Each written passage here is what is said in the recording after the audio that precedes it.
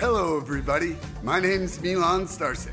Welcome to Freedom Rising, a podcast dedicated to empowering individuals on the journey to personal growth, lasting serenity, and freedom from addiction.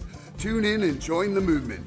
Your journey to freedom starts here. We neither represent, promote, or demote any 12-step program or organization. We are merely souls on the path of recovery with the desire to expand our lives and experiences and share them with you. Hello, everybody. Welcome to the 35th Recovery Freedom Rising podcast. I'm Milan Starcic with co-hosts Andrew Norman, Brandi, and Colter. Our topic today is acceptance, part 2, embracing the constant state of change. You want to get us going on the questions, Andrew Norman? Absolutely. Good to see everybody. Brandi, Colter, love you guys. Milan, as always. Woo, So I'm going to get this thing started hot, you guys. I'm going to start with Brandi and we'll make this thing go round. What changes am I resisting because I fear how they might affect my identity or sense of self? So I'll ask that again. What questions am I resisting because I fear how they might affect my identity or sense of self? Did you changes or questions? What changes? Okay. Am I resisting? Sorry. Yeah. Okay. Did I say questions? Okay. The second time you said questions, the first resisting? time you said changes, and so I'm an like, idiot. I'm an No, addict. no. and I have a We read it problem. one more time just so I got it clear. Okay. But So do a let's start. dance. Do a dance when you read it this time. Yeah. There we go. See? What changes am I resisting because I fear how they might affect my identity or sense of self? So, I mean, that's a great question. I don't know. I think I'll have a hard time answering it only because I don't have a lot of fear in change. I think I have a fear of not putting the work into change more than anything. Like I know the things that I would like to work on. I definitely know them, but it's doing them that is really hard. And I don't think it will like change who I am. And then I think only make me better. Like I've been working lately on trying to find one-on-one time with my higher power. And I'm doing this step thing with my it's not step work, but spiritual work with my sponsor. And there it's like, what's stopping you? And it's me being in my own way. And so and what I need to do is make a change in a routine, or I need to do something different. And so I don't think it really affects my identity as much as it affects my growth, I guess. That's why I say I have a hard time maybe answering it, because I'm not scared of change. I guess maybe I could be spiritually lazy. I don't know. If it's like I already feel like I got this contact and with my higher power, but like it could be more. And that's something I think I struggle with now. But when it comes to, which I was kind of thinking about this when you were saying the question, I'm not sure if it's quite with it, but things that I'm afraid to, or I can't accept to change is relationships with certain family members. And I think that maybe in the point of that could also be like an identity for me we're too. thinking now. Yeah.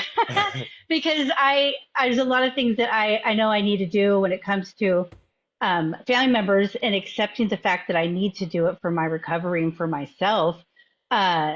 I'm scared shitless of it, and the ones that need boundaries the most don't want them the most. And it's something I stew on. And so I guess I am afraid of that acceptance and that change. I'm not afraid to be like a bad daughter like that, because obviously it's my mom that needs the boundaries, but I don't know. It's something I get very stuck, and that's a part of my acceptance. I think that I do struggle with.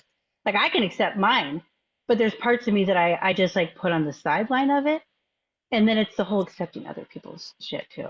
So that's definitely something that I have a fear of going towards, and maybe change me in one way or the other, and I don't see it like that yet, because there's something that's stopping me from it. So. That's my answer. That's a great answer. I smelled the wood burning halfway through, and you're like, hold on a second. I love There's not even really processing. an answer for this because I'm working a program. But so all right, so then I'll ask. We're gonna come to Colter now. Colter, I'll ask you real quick, man, just to put it on your memory. What changes am I resisting because I fear that they might affect my identity or sense of self going forward? the only thing that comes, like the big thing that comes, I'm sure there's lots of things, and when I start talking, more will occur. But it's kind of like Brandon was saying. For me, it's relationships. With particular women specifically, or a woman specifically, and like, it's funny because I was actually this is one of the things that I think about a lot. Like, unfortunately, like I can't not think about it. It's like that. And I realized I was talking to my oldest kid the other day, and I was kind of, he was asking me questions about the past, without getting into too much of it. Like some things happened when like COVID hit, and I ended up in like a legal thing with my ex-wife, and I couldn't see my kids for like a year, dude. And that's really what kicked off like my last big relapse, yeah. And when that happened, it kind of like, well, it like destroyed me, dude. And I started using really hard, and it got really bad. And like the thing that I think people don't get, that like have never lost their kids, like it's a really strange fucking thing when it happens to you. But like, when from the time you have kids, like like this thing happens inside you where like you have this just like responsibility, or like it's just like, I mean, I It's not guess about you for me, anymore. right? And like they're like at the forefront of everything you think and do, and like you feel this immense amount of like pressure and responsibility to, you know um keep them like at number one type of thing. But when you lose your kids, at first it's devastating. But the thing that's like hard to admit, but it's true, is that it becomes easier. And like when that responsibility is lifted from you, it's a relief. And feeling that relief, especially like because I said I relapsed, like you couple that with like the fact that you're back on drugs, and like it's like that there's a separation that occurs, and the longer you're away from them, the worse that gets. And so, after everything happened, after that happened, like all of that, like whatever kind of love that I had, like kind of like transferred over to the woman I was with the whole time afterward. And so, the change kind of, it's been dynamic. And like now I'm trying to get my kids back into my life, and it's hard because like that thing that I talk about, that you lose, that get like over time goes away. Like I'm trying to like make that come back. Like, I hate saying it, like I sound like a bad person, but like I want to care like I used to. Like I want to like innately, like it's not that I don't care, but it's like it doesn't occur to me like it used to. Like it's not like automatic anymore. Like I have to really try now to be like a parent again, because like I got used to not being one. And and then on the other side of the coin is, now that the relationship that, like I was using through a lot of it, and there's a lot of like toxic things about it, and the easy on paper answer is to just let it go, but I have not been able to do that in my recovery yet. And it's something that is very problematic and challenging, and it's good, and things are good, and it's bad, and things are bad. And so that's the main thing, like I haven't been able to let go of, is that relationship, um that person. Yeah, so that's a challenge. But I will say this, like it's getting easier. Like staying in it all fucked up is getting easier. Like when it goes bad, it doesn't like last as long or hit as hard anymore. Like, and I'm getting to the point where like I don't, it doesn't affect me. And I think that must mean progress in my recovery, or I'm just getting fucking acclimated to it. Either way, like it's getting better. So Yeah, and um you got to lean into that, right? You got to lean into that good feeling, even though it's probably uncomfortable a little bit too, right? it's scary. Well, I mean, that was the nature of your question, is what scares me about losing an identity, right? And Yeah. and that is it. Like she was my identity for, like, I put my everything on her, I like, like the thought of being back with her is what got me through prison, you know what I mean? Like, I don't know, man. Like, so there's a lot of like things in my own head tied up with it, right? And just like realizing that the plan in my head might not be the plan that unfolds. Like accepting that is difficult, right? Yeah. Yeah. So I don't know, It's man. Does almost that like more answer? than your idea. Yeah, no, it really did. And it even kind of elaborated on it because it's almost like even more than your identity. It's like your sense of everything. Like it's your sense of identity, it's your body. Like when something happens to that, if that, your child, like all shit else is out the door, man.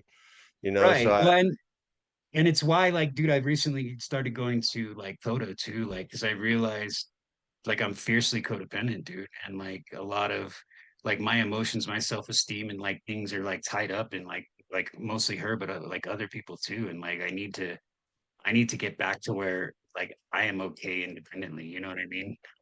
So this, NA is one side of it, and then that's the other side of it, right? Like, so both important.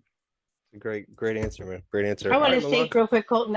I got to say real quick. I really appreciate your honesty Me about your too, bro. feelings, Me because too. it can be hard even for parents to like share things how they really feel, because we're supposed to be these almighty like whatever, and we're not, and we have hard times, hard feelings.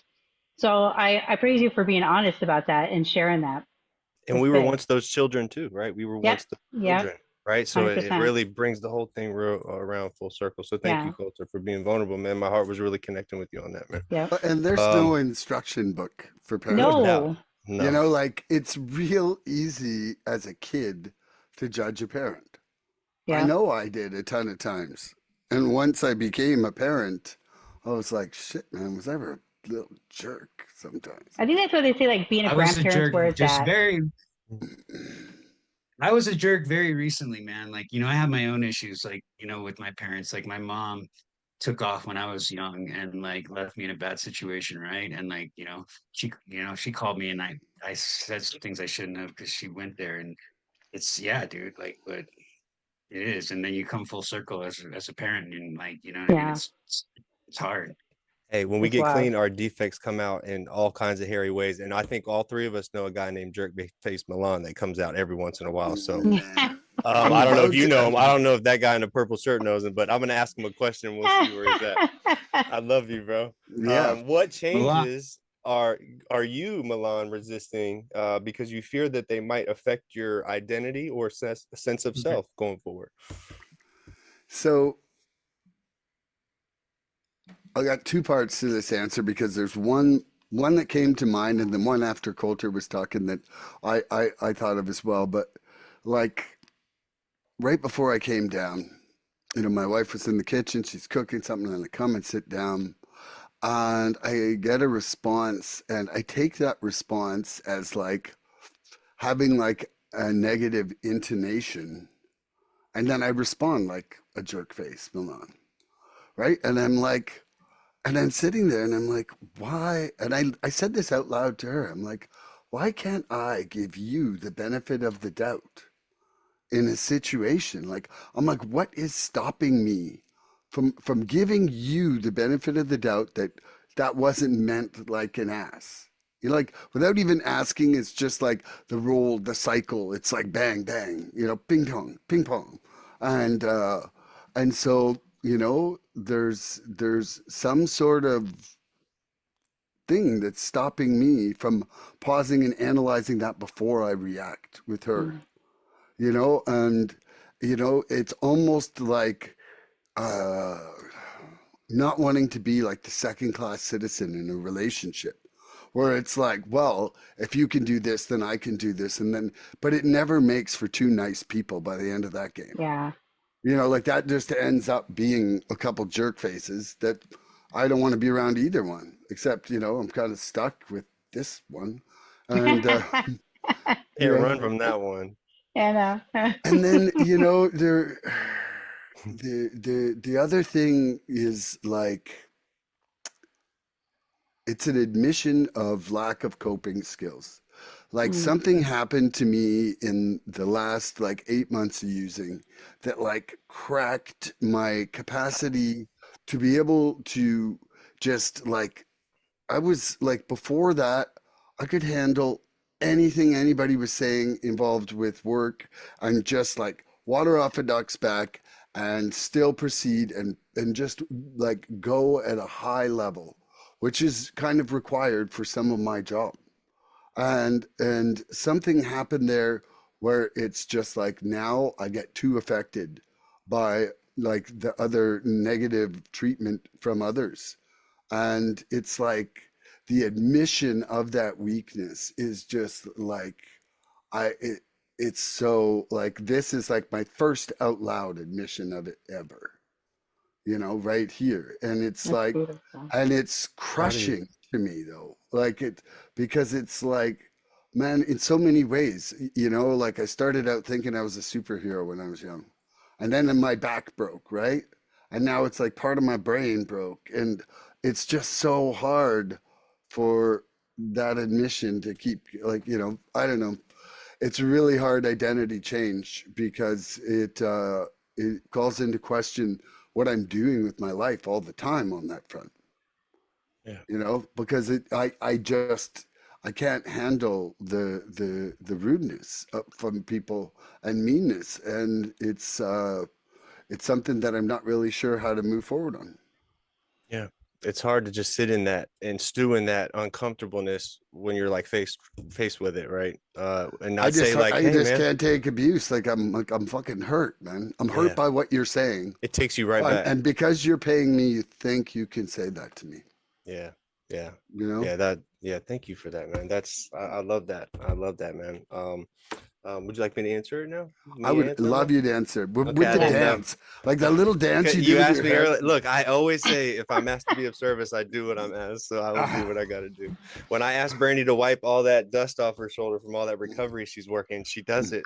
Yeah, yeah. So yeah, man. So what changes am I resisting? Man, y'all all hit on things that I was thinking about. The inter-family relationships, those inner family relationships are really tough with me.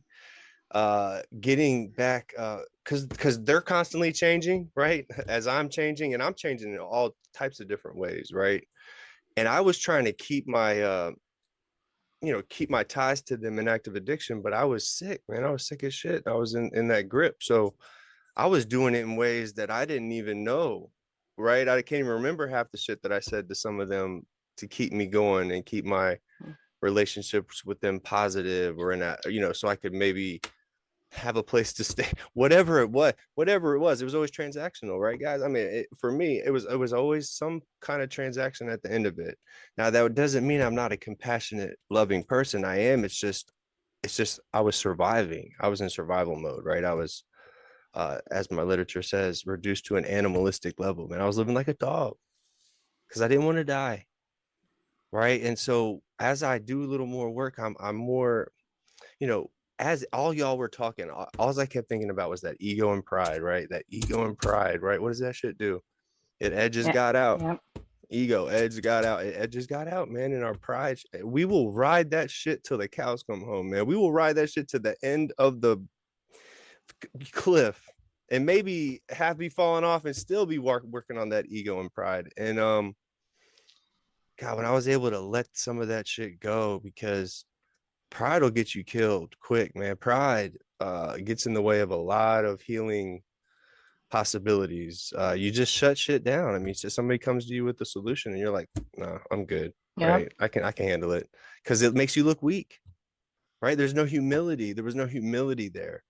And so those interpersonal relationships with my family members are number one. I'm resisted to, because you have the people in my family that I used with, and then you have people outside of my family that, or that I didn't use with inside my family. So when we're all meeting in one place, it's not like we have one room for addicts, one room for not addicts, right? We're not, The medium addict, there's like, not a explicit content room and a non-explicit content room. Like we're not checking IDs at one and not at the other. It's we all have to intermingle. And so conversations come up in natural settings, and especially during the holiday times, that's when we get all Mhm. all wanged out, right? Because something could come out of somebody's mouth that will result in you having to come up with an answer that you might not think is suitable for somebody that's sitting there, your cousin, your little cousin's daughter, whatever, Yeah. whoever, right? And so I've got to, first off, being able, I used to not shut the fuck up. I know when to shut the fuck up now, right? Mm, Like people know where I'm at now. So if I'm in that situation, less is more, right? Right. Less is more. I've really uh I really had to lean into just shut the fuck up, shut up. And just let things kind of happen. Now, if somebody's gonna ask me a specific question about something or something, like we'll go into it, right? And I might even walk away from somebody and have it on the side, but just being more natural in those settings is really tough for me. And I don't know how to adapt to it at all. And I don't know how to change. I just don't. I was doing it in this vacuum of addiction, being sick, right? And so I don't know how to do it now. I don't really know how to do it. I don't, because I was going so hard with some of the people in my family, and then other people had no clue. And we're sitting right next to each yeah, other at the table. And what do we talk about? yeah, What are we going to talk about? You know what I think, man, on that note, like a huge blessing of like getting older and being like in recovery and sober is in those like situations with other people, like I find it to just be like a huge liberating like freedom to not feel the need to like correct or like argue with people anymore, right? Like you said, like Yeah. Just blessing of shut just up. just shut the Yeah. fuck up and And yeah, smile. like Just smile and eat. like you know what I mean? I guess it's like that saying they say, do you want to be happy or do you want to be right? You know what I mean? Like you can mm-hmm, like yeah, you How can just free do you you want to can just Or be? if quietly an yeah, like asshole makes you an asshole, they win. yeah. Yes. right. Yes. The stank wore off on you, you know? The Yeah, I look, stank. I agree. So, but that's tough though. In the moment, culture, it's tough. I'm glad Yeah, you said something because it's really tough to put that sock in your mouth and just because we're not that is not how we think, right? We are fly off the handle. We don't have that pause button. Well, it That depends. pause, If you're an intelligent person and you hang out around normal people, like a lot of like just dumb, not true shit gets said all the time, right? And like it used to be that I had to be the guy that was like, look, that's it's a great dumb. point. This It's a is great this is point. why what you're saying is stupid. And like Yeah, I don't have to do that anymore. Like yeah, I can just sit quietly and be like, know that they're not right and be yeah. okay with that and let them like get all happy talking bullshit and it doesn't matter to me. I don't have to care. Like that's to me is like a liberating blessing that's that I don't growth, have to do really, because I anymore. know how It you. is. Yeah, It is yeah, being able to lean into that. And that's a great point that you made, man, because being able to lean into the fact that when I was sitting in these, in a situation like that before, whether it's with family or not family, right? When other people will be talking about something collectively that I didn't agree with or something, I'd be thinking, especially if it didn't have to do with addiction and they weren't on drugs, I'm like, well, they're obviously right because they're not on drugs and I am. Or I was just completely like, I'm right, fuck them. yeah, It was never like listening to learn to listen. I'm not like remaining teachable. All right. I'm shutting it down one way or another because of them or me. I'm making an excuse to not embrace a solution to whatever the hell they're talking about. And so Right. that's a great point that you say, Culture, because I remember being in active addiction. We were all in it for a long time. Me 20 plus years. Gosh, Milan twice that. Gosh, that we lose that ability to just filter those things properly and feel comfortable as they come in, and then being able to process them in the way on the way out or stop them from yeah, coming out, right? Because what was And I that? think We don't too, have when that.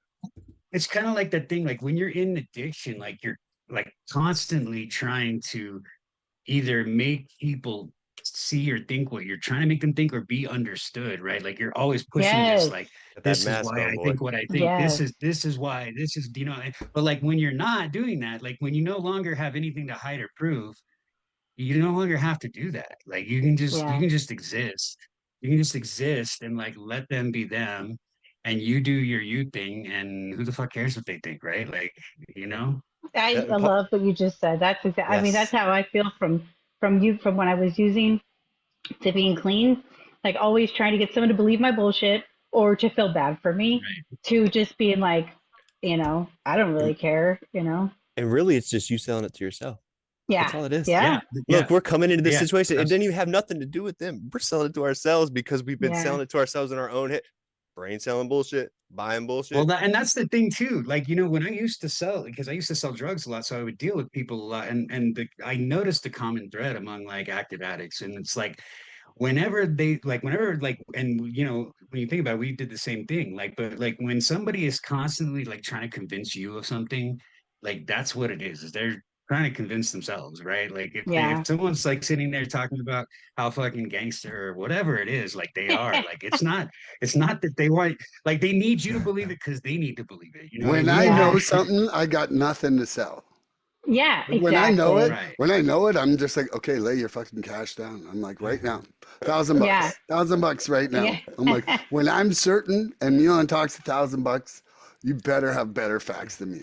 If Yeah. somebody's selling you that bullshit like that, and we can sniff that shit from a mile away. If they're pushing Yeah. that shit down your throat, they were in the mirror in front of their mirror in the bathroom selling them their self that bullshit early in the morning, Yep. trying to get somebody to buy that shit, because ain't nobody buying that shit, man. Yeah. Nobody buying that shit, man. And then that'll make us take a negative look on, maybe they're in a leader position in whatever situation we're in, a work position, whatever.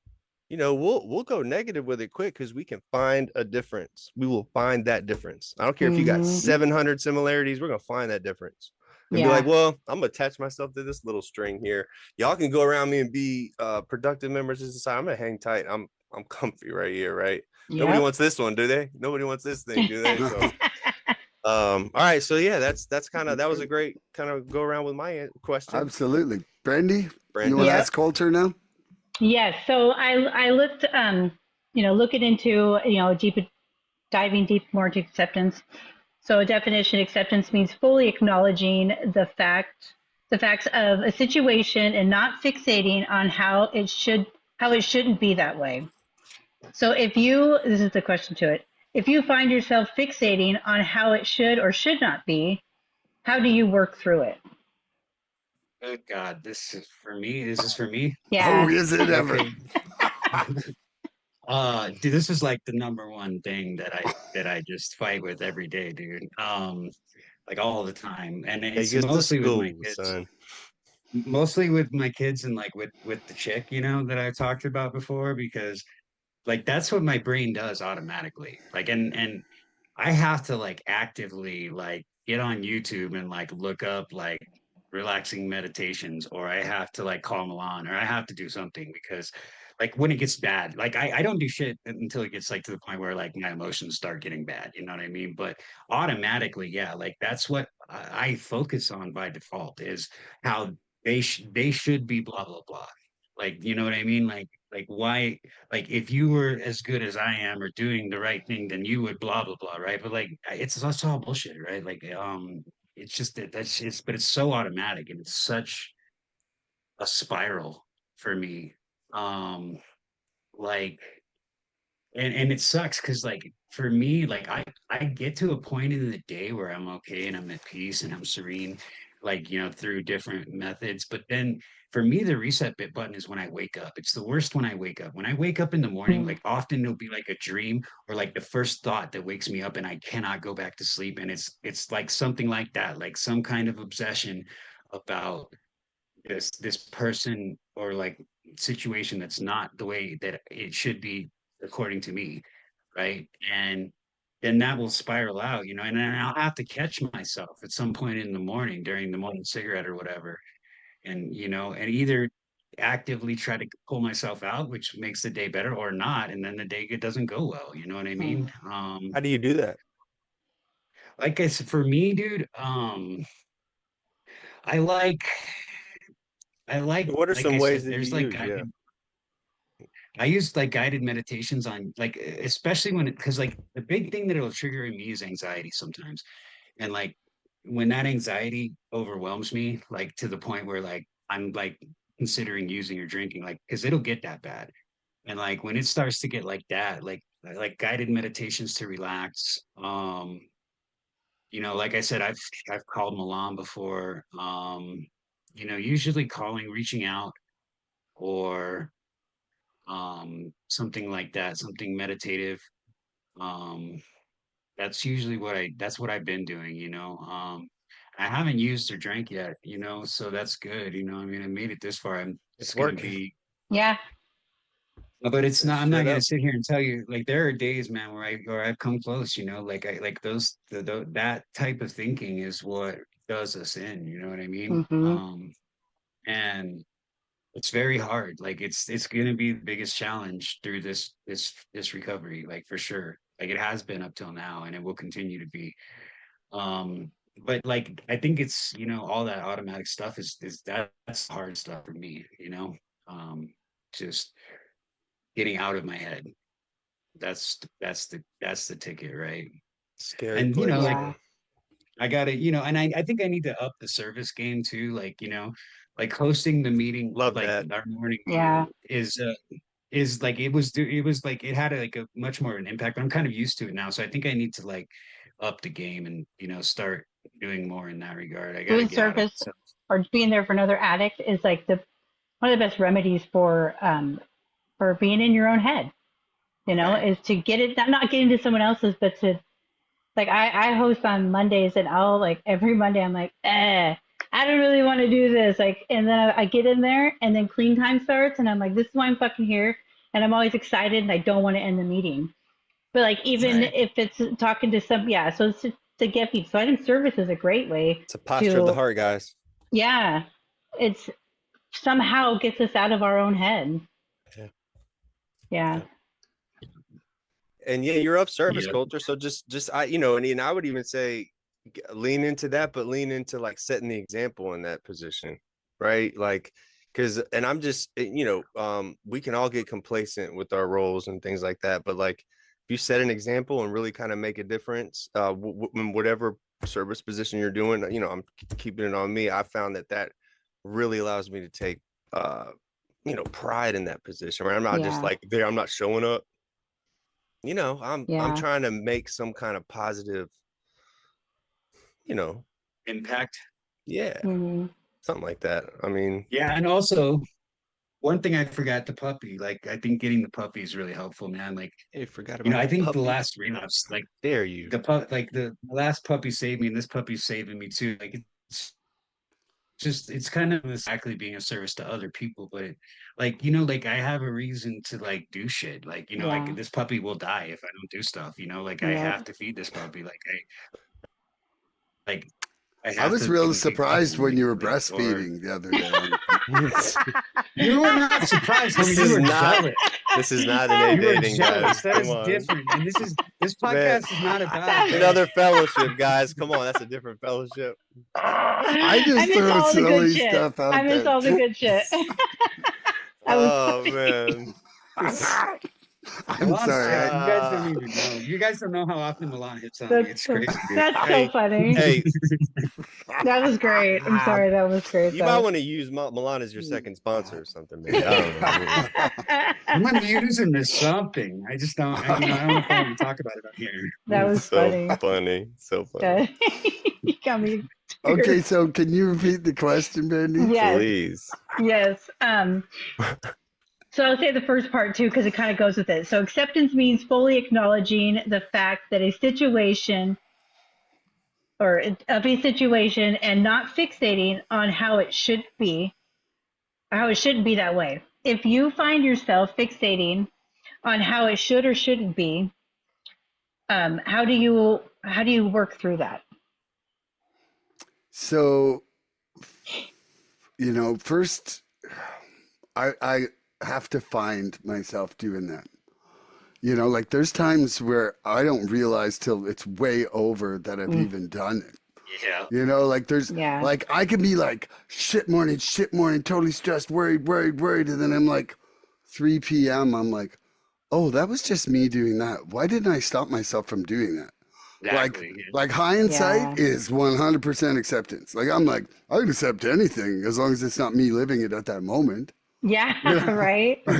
you That's know, so. Yeah. I feel that. and so it's trying to, like I kind of got like this little toolbox of things that I would say are my main things. My sponsor was him and I were having this conversation. He's like, dude, it's the top three defects causing 95% of your pain.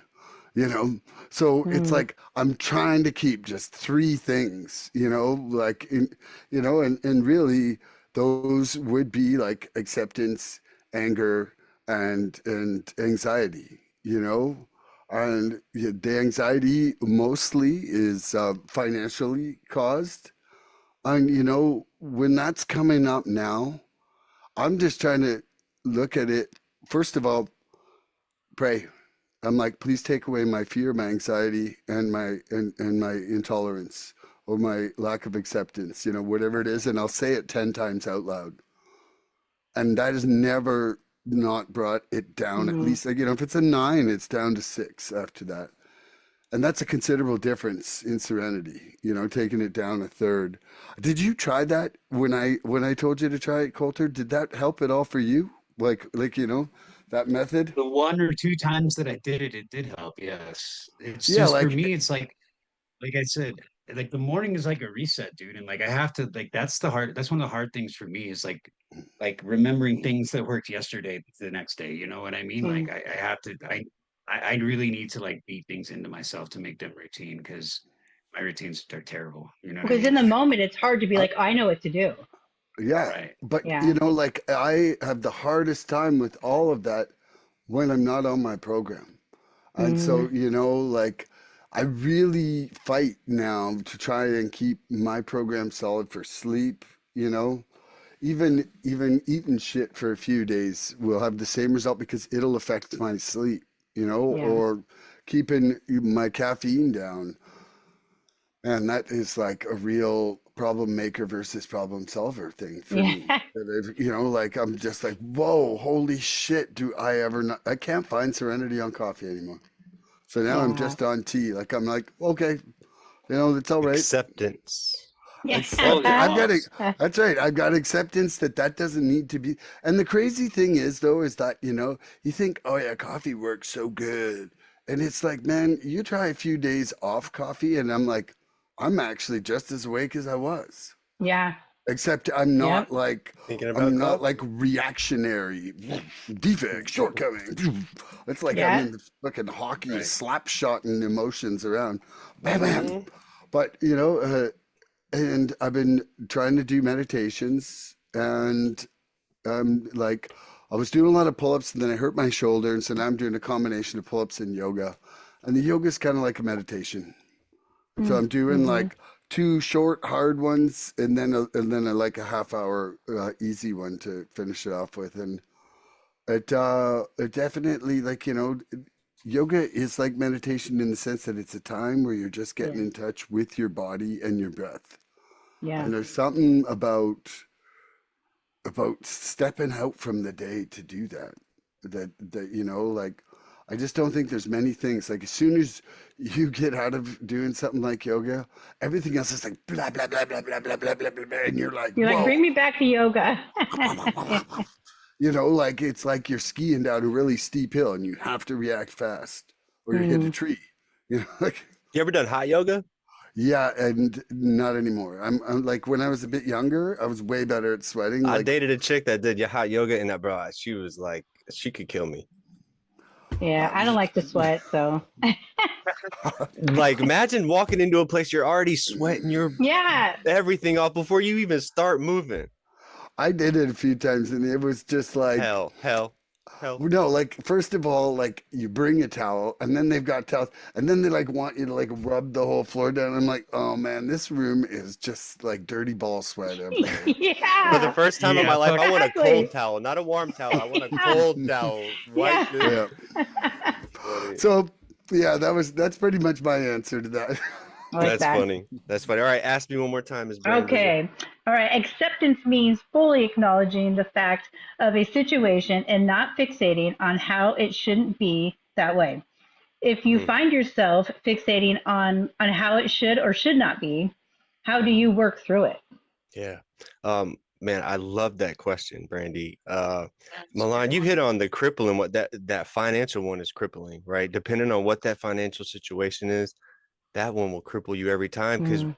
because I've been clean and you come to that fork in the road with the financial thing. And when there's no light at the end of the tunnel, it's like blackness. right?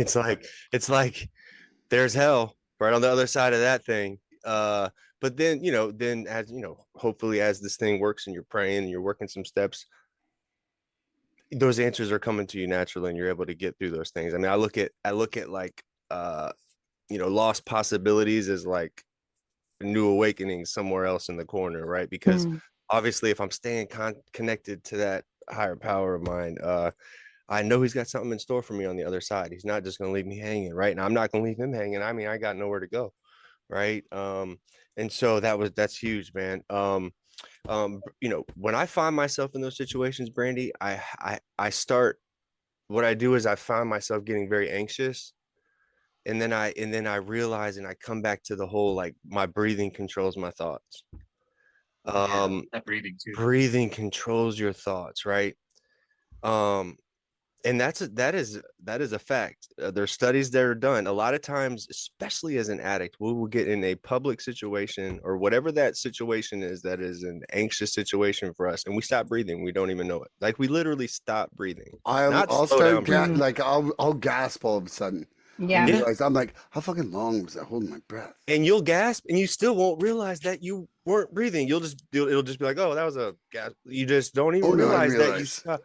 I'm like, So I would go, and so when I realized that,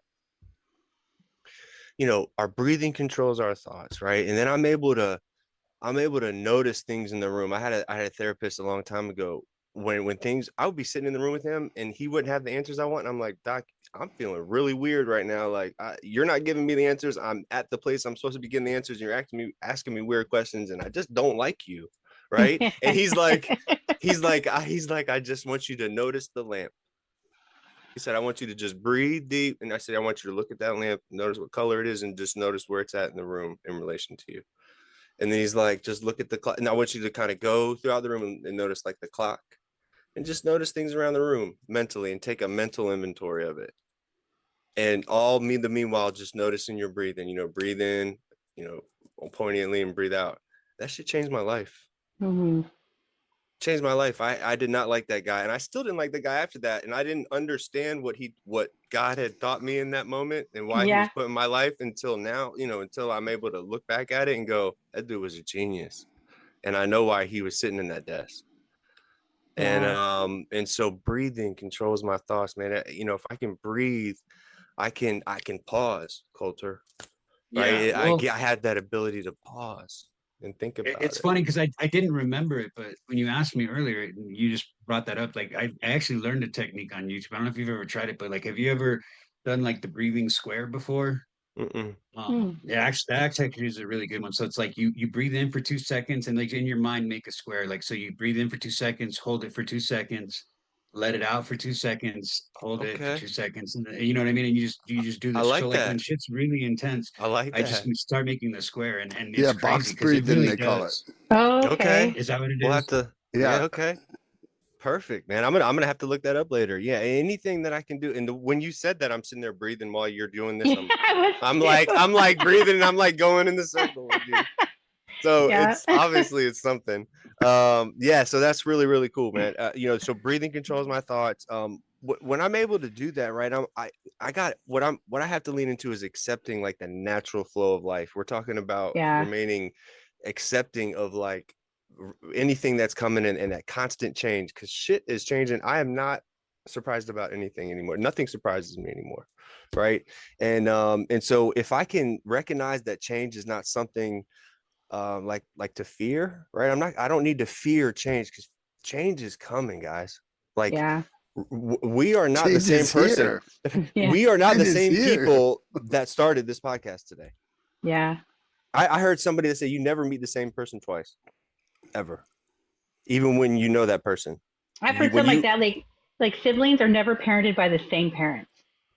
And I was if you like, think wait, about it, what? it's wild. It's Yeah. wild, man. So it's not something. So recognizing that change is going to come, knowing I have a program that I can do what I got to do to box with it and figure it out and come to a solution, right? Step 1, 2, and 3. I got to identify, surrender, identify, and turn it over. Right. We talked about that the other day, Milan. But know that it's a natural progression. It's going to be a natural progression in my life. Change is going to come. I'm going to adapt, but now I'm healthy. you know, and I'm trying to do it a little bit better than I did yesterday. As long as I'm always doing that, I know I'm going to remain spiritually, you know, buff, right? So then I can stay tapped in, right? So I can stay tapped in, and I'll keep that daily reprieve because it says I get one as long as I'm staying spiritually connected.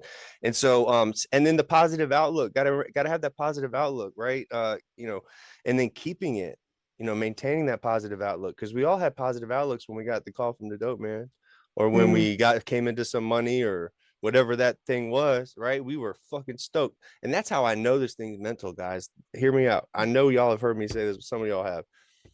I know it's mental because think about this. When you were in your worst off, you didn't have any more of your DOC, right? Let's say you were going into withdrawals hard, right? And that first day you wake up that morning, you have no money, or you have no drugs, there's no light at the end of the tunnel. You haven't gotten a call from anybody. You don't see a light at the end of the tunnel. We're sick. We get sick as shit, don't we? The minute we get a phone call, what happens? Feel better. You ain't put a drug in there's no drugs anywhere around. There's no drugs in the building. You're not even, the dude ain't even said that he's got them yet. He's calling you and you feel better immediately. I almost felt better on the way to go get them after not having them for a day or two than when I got them in my hand finally. I know exactly what you're talking about. I'm like, when I was able to compartmentalize and actually think about that from like a clean person looking from the way I used to think about it, it changed shit for me. I know for a fact this is a mental disease. Yeah. Our minds are fucked up.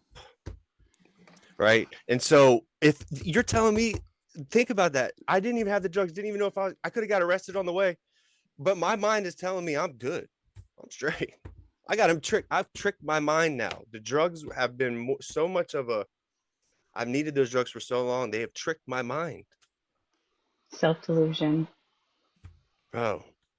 So I was white knuckling it for 6 months. I had a fake like 0.00 beer because I was hosting a music night, and I didn't want people asking me why I was drinking water. Like I just didn't. And so I brought the fake beer out that night. I finished the set. I chugged the cup down, like I was walking to the bathroom to go pee, like I had done for 10 years or whatever. On the way to the bathroom, it was like I'd forgotten that it was a fake beer. And for 35 seconds, I felt the buzz. And I realized at that point, I was like, wow, I can just actually have a buzz from thinking about having a buzz. Yeah. Like, so now all I got to do is extend 35 seconds to a whole night. Yeah. I don't need anything. Bro, that's an extension of that mentality, isn't it? Right. And what I've learned, guys, is like a lot of times, like the real problem here never is the problem itself, right? No. It's that overthinking and the compulsion and the fucking circles that we do around in our head about that problem. That's the problem. It ain't the problem. Drugs were never drugs were the. It's a me problem. Me. Drugs are a logical answer to the problem we had, man. Like, you know what I mean? Like drugs were like the logical solution to the insanity we were in before we started, right? Like, I mean, it was just a muddled way to get to the answer without having to do any work. For a toolless fool, it was an option for a toolless fool. Right. Yeah. Like, yes.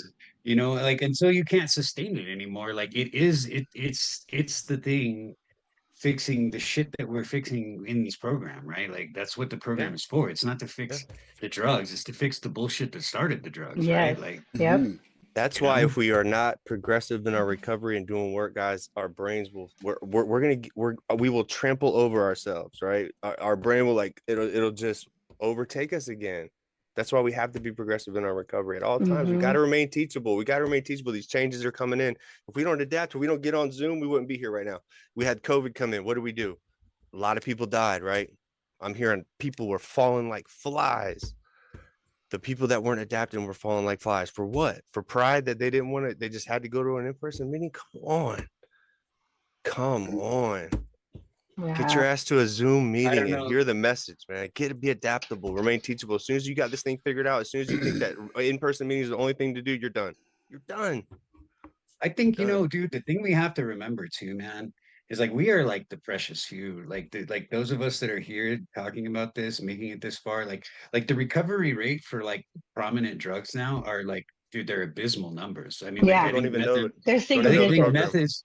program. meth is 8%, and now like that used to be the worst one, and fentanyl is now the worst one. And it's like 5 or something, dude. Like it's, Yeah. you know what I mean? The amount of people that never ever even try this is like 95% of people Insane. now. People Like don't even that's know what this is. It's insane. They Yeah. think it's American Airlines and not applicable. They don't Yeah. know what this shit is. I'll say it every day. Right. It's Yeah. crazy. It's crazy. Introduce yourself. You know what I mean? Don't run from this thing, man. And we're, this ain't a cult. We don't have any like hazing thing. We're not like hazing you to get in. We need you. Bro, Mhm. if you are think you're a drug addict and you just want to have a better way of life, right, and make yourself better, please just come and sit in one of these meetings and If see you're what it not sure does. you're a drug addict, but you're questioning, you're probably a drug And addict. start reading that Yeah, basic text. exactly. Normies aren't wondering if they are, man. No, No. that's if the you had thing, that yeah. thought process, a lot of Because people that never have that thought process need these rooms. So if you've Yeah. ever like thought about it, get your denial, ass in here. it's denial, right? Like denial is the most powerful element of people, right? Like it's the hardest thing to break through, right? And those of us that are sitting here and that make it to the meetings have at least questioned it. You know what I'm Oh yeah. Yeah, saying? Like, yeah. and most people never do. But that is the main thing. Like denial is so hard to overcome for most I people, think there's a right? spiritual aspect to it too, man. I think all of us in these rooms felt something spiritually out of this. Even if you don't believe in it yet, you had it. It's not just you running on your own will being up in these rooms. There's something else is going on in Now, your fear gut. fear brought me here. The spiritual aspect came after for me Well, entirely. There was nothing but fear, and fear was my motivation. Hmm. There even was if, there, but let there me was there was nothing but that cold darkness and me running as fucking hard as I could from it. And the spiritual did not enter the picture for me until I got into that treatment center. So let me ask you Yeah. this, Mo. Yeah. That's a great. So that first second day when you were just like feared up, but you were there, right? When you were like laying there in bed, couldn't sleep, right? And your mind is going crazy. And Oh I don't no, even know no, if you I could had take. been up for like 5 days, dude. I So you slept for slept. 5 days. When you woke up, Yeah. right? And you were just in fear, right? There was no kind of there was no semblance of hope at all. Nope. Just scared. Young Gabriel saying something you didn't That bring some was, kind of like I said, that was spirituality in you. in the treatment center. That was when I Okay, got it. okay. Like So so that's in the pre treatment center. pre treatment center. I There thought you were was already in the there was treatment center at that point. 13 Okay. hopeless days. 13 Yeah. hopeless Mm. days, Yeah. just driven by That fear, makes trying sense. to get my life ready to go. So like the desperation, the hope that maybe there was something in that treatment center, but it That was you wouldn't it, die. it was still like I would have fought spirituality with a sword at that point. I just didn't believe it until I got in there and Right. I saw that that was the path. Like Hmm. honestly, like Were it you really. homeless? Were you living at the house? Like for those 14 days, where were you? How did you I was eat? like Did on you? the couch, shunned by the family, like Yeah. ignored, like those Oh yeah. like the old like happy days where it's like the silent treatment and you just like pretend someone's not there and like Then when it you was hear a Yeah. noise, it's it was like uncomfortable. You that. don't want It to was move. Yeah. like That if sucks. there was a look in my direction, it had laser beams like Cyclops from chop me in half of my And like at that point, you didn't know that you were going, or that was like your detox before you went into treatment. We all knew you were going to treatment at that point, right? yeah, like well, it was treatment or out. There was Yeah. the choice. Yeah. Treatment or out. Yeah. Gotcha. And I'm so glad they did that. We yeah, met me you. too. Me too. I mean, I'm not knocking it, but all I'm saying is that I think a lot of people can get here with no spirituality. Like there was a A lot lot of of other people get here on people. parole, right? I Um, guess I'm talking about us sitting here, the fact that we're doing this podcast and the people who are, we're of service, we're trying to push this message. mm, We're not just doing this because of but what self-help. I'm saying is, even if you're spiritually bankrupt and morally bankrupt, give it a chance. Yes, Yeah. Like for you don't sure. need to have any spiritual feeling to come in and start wanting to You'll survive. get it. You'll get it if you just Like that self-hatred and the hatred of using against your will, that could be the enough of a start. Yeah. Like, and it doesn't, like, whether you have one thing or not or whatever, like at least if you have any willingness to survive, just come. Yeah, You know, like totally. like, that's what I think. Yeah. Whatever you got, you know. In the beginning of my recovery, my sponsor would bring up spiritual relapse, and I'm like, let's just focus on not relapsing on drugs. Like, Yeah. like I came in with some You mean like spirituality and emotional sobriety? yeah, and Yeah. I'm just like, I don't. Okay, I guess that's important. She's saying that for a reason, but I was so focused on not using until I just kind Mm. of opened myself a little more, and I was maybe a little more not religious but a little spiritual when I got here. Like I had the drive for it, but this program in my recovery has changed my spirituality completely, and Mm. I don't think I get that relapse in spirituality, you know. I Yeah. don't think we understand like the intrinsic nature of spirituality until we experience spirituality. It's not something Yeah, you can really explain. Like you can tell people how it goes and The how it more you works and explain it, the more it doesn't make sense. feels. yeah, Right, but it's just like it's like the shot of heroin argument, right? Like you can fucking explain to someone for 100 years what it feels like to take a shot of heroin, and you'll understand more in half a second by doing a shot of heroin, right? Like you know what I'm saying? Like You know it's what one our of those things literature you can says? never. If it's not Mhm. practical, it's not spiritual. hmm If it's not yeah, practical, it's not spiritual. Lean into that if nothing else, and then you can grow from there, man. You can grow from yeah. there. And look, come as I heard my sponsor says, come as you are, don't stay as you are. Yeah. Like I come, like we that. take you just as you are, but like do some work on yourself. Yep. Don't stay Don't that stay. person. Don't stay. Yep. No, don't stay that person. Stay. But if you come enough, you'll. I mean, you have no choice. You'll want to do work on yourself. You know, naturally. Yep. I believe you got to answer your own question, Brandy. I do. I do. So, what got me with this one was really the word fixating, because I can fixate on how things should and shouldn't be. And, I think that on a lot of angles, like on like the lower grade, we'll say, my house and like how things should be and how they aren't. Um, Again, that's something that like I future trip about things, and I have to stop myself. And I've done a lot of work on how I think my house should be versus my family, and it seems like a minor thing, but it really fucks with how I think things should be. And with that is because I have a control issue, and I don't like to admit that because I'm a go with Mhm. the flow person, but really I have a control issue, and but when it comes to like fixating on things, it's because I can't change other people. I can't change a situation. Like, I need to know what's going to happen next. And if there's sometimes it doesn't work like that. And there's Right. times where moments are so heavy that I have to tell myself that, and it's to stop the fixating, that this is not forever. This is right now. And also like to go through a lot of things in life, one thing that's really helped me is to tell myself that I'm not fucking special. And I say this because there are millions of people out there in the world dealing with my exact situation that get through it clean and maybe get through the same way I do. So there's no reason why I can't get through this moment right now, because I turned to drugs for so long. I say like dealing with life today and how I think things should be, especially being, now that I'm clean. It's like trying to put on my pants differently because I've been wearing them the same way for 30 years, and now I got to put them on different. Awkward. Yeah, right. And so, but to get through those moments, it's really all the tools I've learned in this program, and the slogans. I thought they were cheesy until I started living them and not just saying them. And like I used to hate life on life's terms, but now it This is makes sense Brandy's to me. autobiography right here. Yeah, right, I don't know if exactly, y'all picked it exactly, up yet. This is Brandy's autobiography. exactly. And I've learned to share about the stuff that I can't work out in my mind. And when it comes to something like, I can fixate a lot on on on my mom. And I say that because I do struggle with it. I'm 45 years old and I want a normal mom. And these are the thoughts that go through my head, like, well, like, why can't I have that? Like, why does it have to be like this? And I have to realize, like, I can only work on myself, and I can only make different choices than my parents did. And then my kids don't have to have the same thought, but I fixate on that a lot because she's in my life.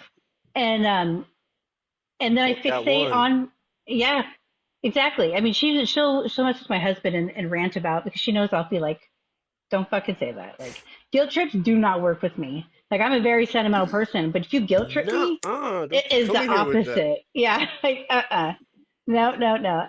But and then my leg, I fixate on the condition of it and how it's going to be when I'm older. You share And about that a lot. yeah, and so and because I've learned to accept it because I have to accept it. Doesn't mean I don't fixate on the fact that I have this like mangled leg with arthritis, and I can joke about the gangster limp that I have, but really it hurts every time I walk. And that's something that I have to get out of my own head, because me fixating on it and focusing on it and obsessing over it doesn't change it. It doesn't make anything different. It only messes with with myself. It messes with, I mean, really, there's a lot of things that came from it, that just relationship wise, and a lot of things that have come from that I would never want to change. And I have to remind myself of those things too. And so, me thinking about how it should or shouldn't be is not going to change how it's going to be. And so I have to find a way to move on from it. Like I will, and I don't always, it's like the whole in the moment thing. Like I know what to do, but in the moment I think about afterwards, like I could have probably handled that differently. But if I can, Hindsight. yeah, if I can, and that, especially if I'm home alone and nobody's here to hear me complain, I have to kind of like, okay, this needs to stop. Milan, you ready for this? Acceptance. Acceptance. Yeah. Yeah, the good and the bad. It's We always accept it. And if it's bad, what do we do with it? I don't like to sit and wallow. I don't like that feeling. I will paint It's something if I stinky. have to. Yeah, I don't like it. I'm a happy, optimistic person. I used to be comfortable in gossip, comfortable in Yeah. those surroundings. Now it makes my skin crawl. It It makes really me does. uncomfortable, Yeah. right? We talk about it like you and I are like, Yeah. hey, I got to talk to you about your sponsor. You got to talk to me about your sponsor. Yeah, We're like, it makes we used to me be like, super bro, look, uncomfortable. remember, look, you can't believe what this lady said. You won't believe Yeah. what this guy. We're no longer like that. We're like, Because it's you believe what pride. they did. Yeah. Gossiping is pride. Bro, Yeah. Bottom line. I Well, sent it's her kinda like 20 what Colton text was messages saying- the other day. saying Like, earlier, like, wow. I just to be there. Like, I don't want to hear the gossip. I just want to be here, Yes. be Be present. because I don't, if I say something, then I don't want to be a part of it either. Mhm. And Yeah. so it's, yeah, that could be a hard one for sure. But it's, to obsess over something or future trip over something, I've learned it doesn't do me any good, because I have the tools to get through it. It's just making sure I acknowledge them in the moment, because I can have a bad day if I just tell myself today's shit. Mhm. I'll have an awesome day if I remind myself how awesome my life is today. Milan I and think I, too, like beyond not doing you any good, like it can be incredibly damaging, right? Like Yeah, to I know you, people that are like that all the it will. time, and it affects me talking to them. But right? I Like, just and think it about how affects do they feel? it affects everyone around you and you Yeah. the most, right? Like that type of thinking, like it really kills me inside, but like it completely affects how I treat everyone else, and it's all for the worse. You know what I mean? It's very Yeah. damaging. Well, And it's like, I used to it's a life of expectations. Yeah. It literally is. If you're Never living live it in the up. future, it's a life You know of what expectations are? Expectations Premeditated are resentments. premeditated resentments. Yeah. Boom, Boom. boom, boom, boom, boom. Real quick poll around the That room, should because we were change talking me. on real quick answer. So when y'all are future tripping about those things, all those things, think about all the things you're future tripping about, right? What's the percentage you think of those things are actually going to happen? Yeah. I'd say a Small, good small. 22.6 And when do they happen? In the future. in the future. And they don't happen when you think they're going to happen, right? Mm-mm. Not even. Not I'd even say in it's the future. 17.1 of them. It Yeah. happens in the present moment. Stop worrying about that shit, man. It happens Yeah. when that shit happens. It happens in the present moment. So stay Yep. present, man. Stay Yeah. present. And You it's can't not stay always like connected if I you're not make it present. out to be in my head. It's Yeah. not, Exactly. and that's something I've definitely learned in this room. Hey, I It's love you like- guys, man. I love you guys. I love so you much. guys I love too. you too. I just had to say that. Colter, that you was got a good. question for me, brother? And are you calling him Colton or Colter? I think I said Colton actually, but it's Colter, right? It's Colter. Yeah, I just wanted to get it straight, just because I know, like he'll be like, "Hey man, was she I'm gonna Cole?" call you Cole. I'm gonna call you Colter. Yeah, you know what? I got through prison. I got used to being called a lot of different shit. Like I'm just like, Sommelier. Coltaro. The you know what I mean? sommelier. I had, yeah, dude. I had the Guado Paisa. I had so many names, dude. Like I just whatever. As long as I know you're referring Just to me, don't it's call fine. me late for dinner, you know? You know what I mean? You know, man, I guess the question that comes to my mind, man, is like, what one thing would you guys say that you struggle the most with that like you've put active thought and like effort and desire into changing, but is the most problematic for you? Acceptance and tolerance of family members. Mm. Hands Yeah. down. Hands down. It's the one that it's like my failure and it's thrown in my face 10 times a day. You know, like, and it's way better than it was. But you know, when I look at my first step four, which I kind of just took a little tour through it when I was just kind of getting ready to talk about step four with some people and that, and I was like, man, I'm like, how much of that has changed on some of this, you know? And it just can happen so fast, you know, and that's the problem is, you know, and that was one of the reasons that I pulled back on the coffee, because coffee makes me go wham and react before I even am actually having that emotion. You know, and so yeah, I'm gonna say flat out my tolerance and acceptance of family members of who they are, as perfect as they are in this present moment. Mm. Like you know, I I have an innate desire for wanting them to be something different, and I don't know how to really deal with that other than practicing acceptance, catching myself, and also, you know, trying to compliment them on things that I think that are amazing about them. Because it's like glass half full, half empty, right? Like, am I just with a person that I don't like? No, that's not true. So what are the things I like about them, right? Mm. I And like then that. trying to Yeah. verbalize that, Yeah. trying to verbalize that so that it's just like, you know, I went to like the Dharma recovery a few times, and just one of the things about it that they talk about in the Buddhism is mindful speech, like mindful thought, but also mindful speech. And it's just like, do I really want to be putting toxic shit out there, even if it's joking? You know, Mm. like, I don't really think you breastfeed your dog. I don't want any listeners to And, think that you breastfeed your dog. and You you don't never Like, know how know. people are You gonna don't think know how me, they act. bro. Yeah. you know, like, okay, but I'd like to disclaimer, like, I have not seen it Yeah. on a meeting. Lies. I saw some kissing, but I did not see some breastfeeding. You're I, gonna get Look a at that nipple if you nose keep this growing. up. Look You at that better nose just growing. shut this down right now. Look at that nose growing, anyway, Pinocchio but what Jones. I realized though is that you might have felt hurt or teased by that comment instead of just laughing. And I was Right. like, you know, I'm like, that's not really that nice. Like, that was one of the thoughts that went through my head. And so anyway, I'll finish with that. I love you. Look at him I working his love step 10 right there, You know, man. I Look, gotta say, just step 10 in it. and I say this only because I mean, I think you're amazing, really. But I Yeah. heard somebody say one time that if you say you're joking a lot, you're actually a bully. And because my son is always like, I'm joking, I'm just joking, and I'm like, and I heard that my husband's like that too, and I was like, oh shit. And I find myself doing it too. Like I'm just joking, Yeah, jokes on you. And I was like, oh, that really makes me think about what I say. But I yeah, mean, it's there's really that Hey, thing weird they when you say start to too, try to be right? mindful. Yeah. There's that thing they say too, though, that like a joke is like the truth wrapped in like bullshit, right? Like you In know what I Yeah. mean? There bacon, is a it's like little the bit of truth wrapped in bacon. hey, Yeah. so that you know what it ties in with? Social conformity. We talked about it the other night. You know Yeah. what? Social conformity, right? Bullying somebody into that thing. We know it just links Yeah, right into that shit, man. yeah. Yeah. Big So you're up, Andrew. Ask No, me one like more.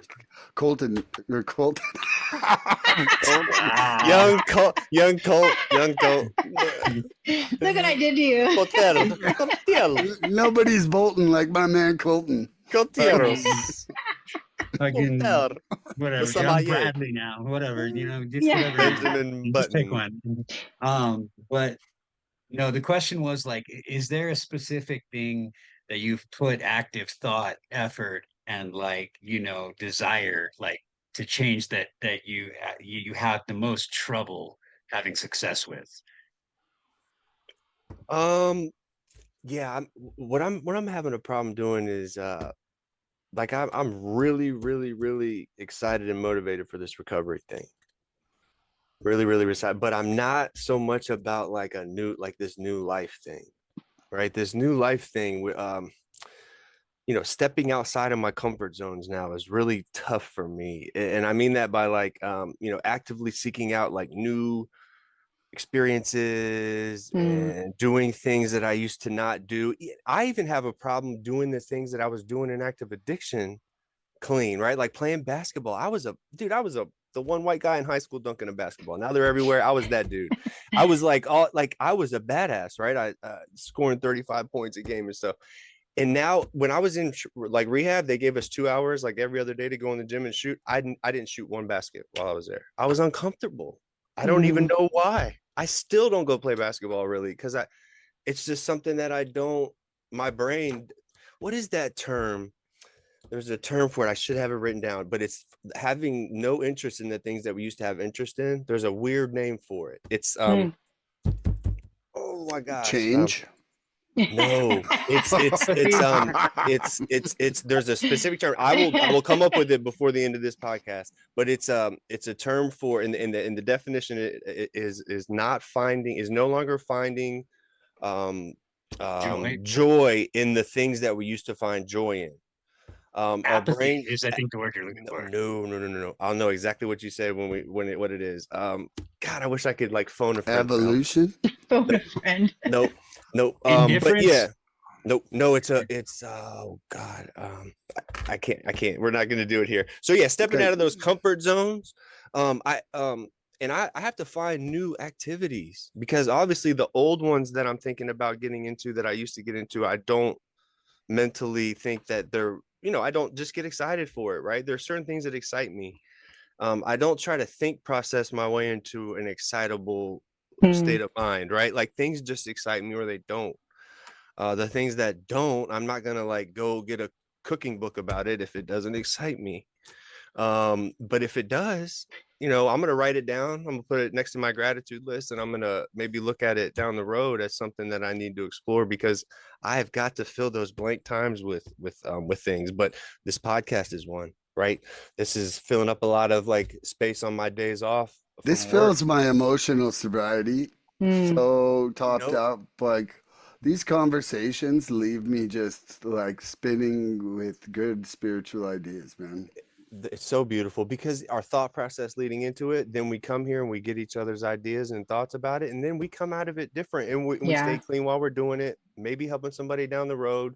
But this is therapy for us, guys. Yeah, we say it a lot. We were doing this as like something to kind of spread the word and get it out there, but this is helping us just as much as anybody else. And absolutely, I think there's more healing going on just getting out the things we're saying and also trying to come up with ideas to answers that, like maybe we never thought about it that way. And by having to say it out loud, it could change the way we act forever. Well, how they say like a sponsor gets just as much as the sponsee. Yeah. It's the going through it with someone. You know what it's like to me, man? It's like a meeting, but it's like distilled, dude. It's like concentrated. It's like it's like the crosstalk. When we go through a meeting, it's like, you generally like, 15% of it is something you're like, yeah, it's kind of like that 15% the whole time. You know what I mean? Yeah. Like no follow-up question. Those follow-up questions. We can ask. Can I give a follow-up question to your answer real quick, Andrew? Hell yeah. So what made me thinking, because like, I know as like an addict, something just like, if I was to pick up one thing and it wouldn't be enough for me. So do you feel like maybe your hobbies is like that? Like, it's just not enough. Like you're kind of like the addict in you is like, I need to do something different. I need something more now. Bro, that's a great added question. I don't think it's so much that. I think it's that I want to be the best at whatever I'm doing. Hmm. So like I won't try something that I don't think that I don't see myself being the best at, right? And that's just my addict, man. It's my like addictive personality, right? Self-limiting. Yeah. And box. I already see the fail stage before I even start it. Right. There's two types of denial. Colton, you hit on this earlier. Colton, I got to do it to you now. I got to mess with you now, man. I did that on purpose. There's two types of denial, guys. There's denial about the problem, right? Which we tend to focus on a lot. We focus on the denial about the problem, but then there's the denial about the solution. And there's denial about the reality. I'm with you, Andre. I'm with you. You got to meet in the middle. You got to meet in the middle. I'm with you, big dog. You got to meet in the middle somewhere and to find reality, right? We do all this worry about the problem, all this denial. What does denial stand for? Don't even know I am lying. And it is not just a river in Egypt, Sean says. It is not just a river in Egypt, denial. Yeah. It's a real thing, man. And that shit will shut the show down, right? I love that. Don't even know I'm lying. Don't even know I am lying. I would just wish K wasn't a K. You know what the problem with fucking denial is, dude? Is it's like an onion, bro. It's got all these layers, and like you peel back the first layer, and you think you've got denial figured out. Yeah, no. But like, you start crying. You just keep realizing, like as we go on with this, like there's just more and more shit that we were like, oh man, is that? I guess I am that. I do that. I guess that is true. And the opposite of denial is acceptance. Oh, that word again. And the opposite of our disease is connection, community. Right? Yes. So yeah, did that answer? Did that kind of answer? So yes, but like in a different way. Yeah. Right. I got it. Brandi, you going to answer Colton's question? Yes, and I remember what it is, and because I have been thinking about my answer since you first said it. So my thing that I've worked very hard on, and I put a lot into, and of course I would one would think like drugs and alcohol, but it is being healthy, and I have put so much into it. I always kind of struggled with weight. I mean, I grew up with a mean, skinny sister, so I thought I was fat when I was skinny. So it's like, but I've always struggled with that. And I know that that's just kind of, I give myself a little bit of a break. That skinny bitch. I give myself a little bit of break. I'm a recovering addict. I've done menopause. There's so much to my life. And and I even had a thought the other day, like, I could be skinny and miserable because it's hard to eat right. Or I can be fat and happy. But I just want to find something in the middle.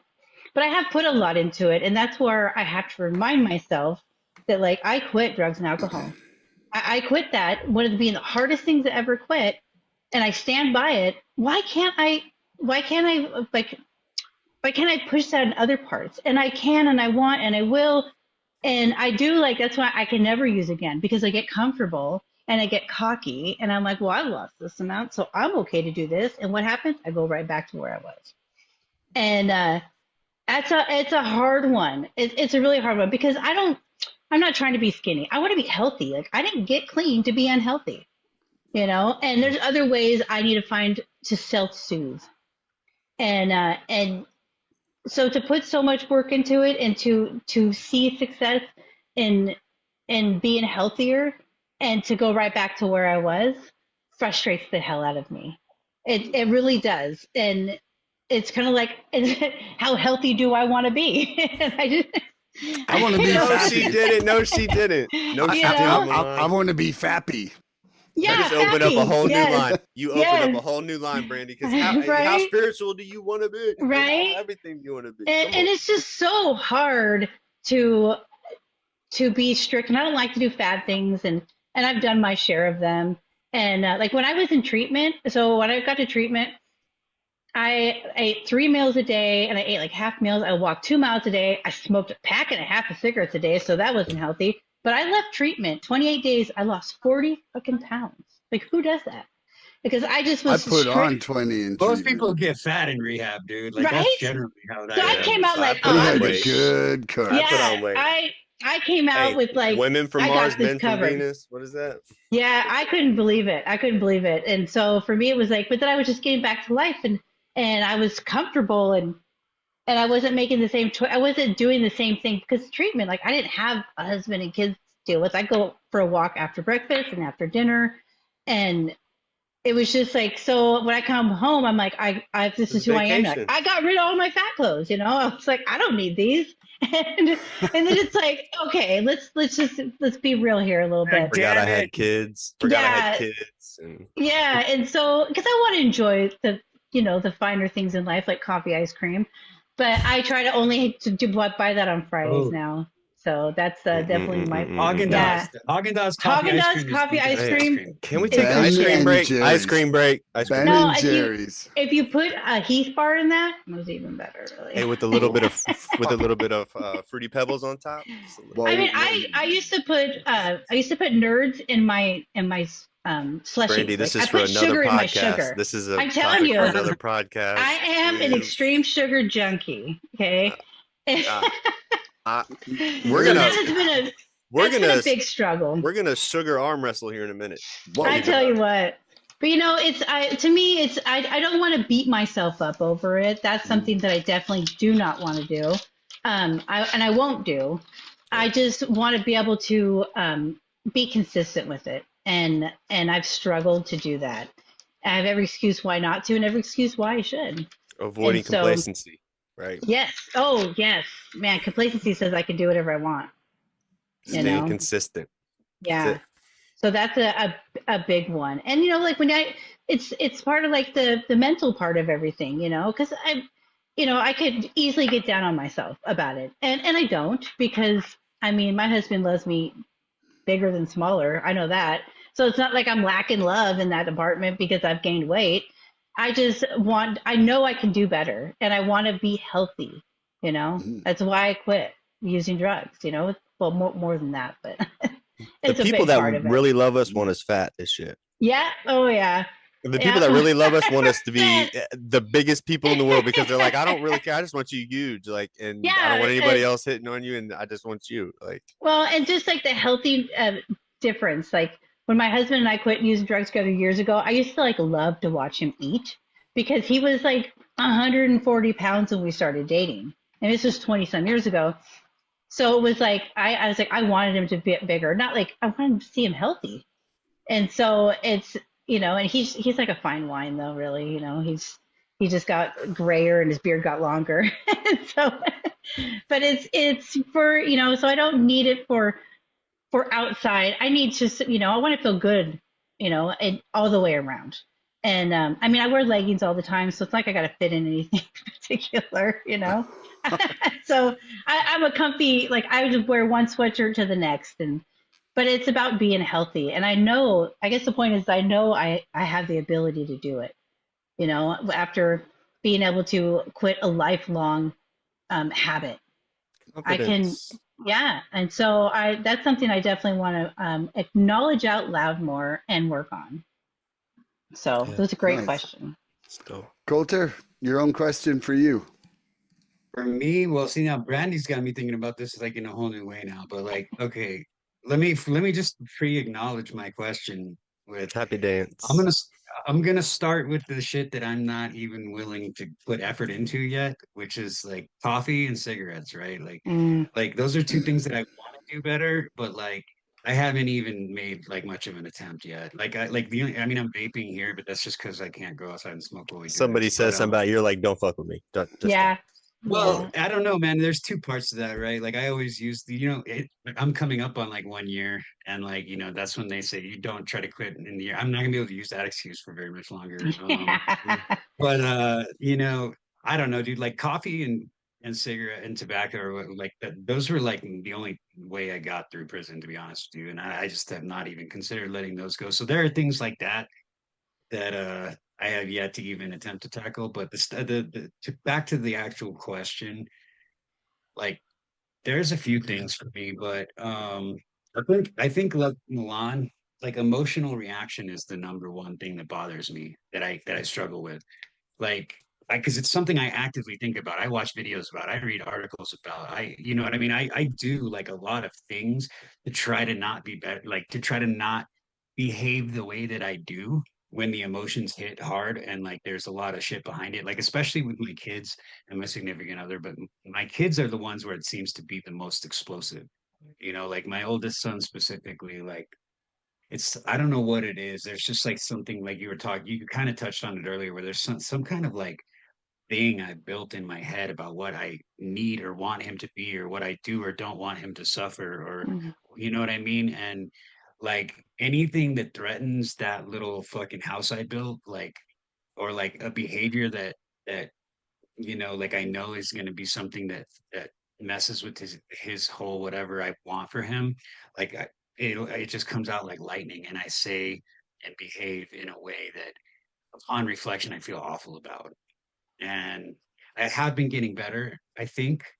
I don't know. You have to ask him, which maybe that's not a good idea. You know, this is not that kind of podcast. I'm gonna ask your But sponsor. like you know, it's something that you know, because the thing of it is when I do that shit, man, not only does it not help, it just makes it worse, you know. Mhm. And I just and it makes me feel like shit, and it makes him feel like shit, and you know, and same thing with my, you know, the significant other. Like there are times when like hard shit needs to get said, but anytime I'm saying it from that reactive emotional place, it's never fucking constructive.